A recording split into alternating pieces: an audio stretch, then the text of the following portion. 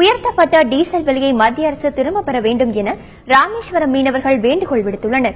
5 நாட்கள் வேலைநிறுத்தம் வாபஸ் பெறப்பட்டதைத் தொடர்ந்து ராமேஸ்வரம் மீனவர்கள் இன்று அதிகாலை கடலுக்கு புறப்பட்டனர்.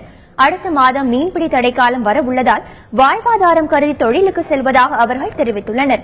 தற்போது உயர்த்தப்பட்ட டீசல் விலை உயர்வை மத்திய அரசு திரும்பப் பெறுவதோடு வெளிநாட்டு கப்பல்களுக்கு மானிய விலையில் டீசல் வழங்குவதை போல் தங்களுக்கும் வழங்க வேண்டும் என ராமேஸ்வரம் மீனவர்கள் வேண்டுகோள் விடுத்துள்ளனர்.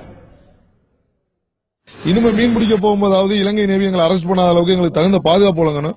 இதற்கிடையில இன்னைக்கு டீசல் விலை உயர்வு 1.47 உயர்வு எங்களை வெகுவா பாதிக்குது. ஏன்னா நாங்க ஒரு நாளைக்கு 500 முதல் 600 லிட்டர் வரை டீசல் பிடிச்சிட்டு போறோம். அதனால எங்களுக்கு ஒரு 1000 ரூபாய்க்கு மேல இழப்பா இருக்கும். பல லட்சம் கோடி அந்நிய செலவாணி ஈடு கொடுக்கிறோம். அதே மாதிரி வெளிநாட்டு கப்பல்களுக்கு எவ்வளவு டீசல் மானிய விலையில கொடுக்கறாங்களோ அதே மாதிரி மத்திய அரசாங்கம் மறுபரிசீலனை பண்ணி இந்த ஏழை மீனவர்களுக்கு வெளிநாட்டு கப்பல்களுக்கு டீசல் வழங்குறது போல எங்களுக்கு மானிய விலையில டீசல் வழங்க ஏற்பாடு செய்யணும்.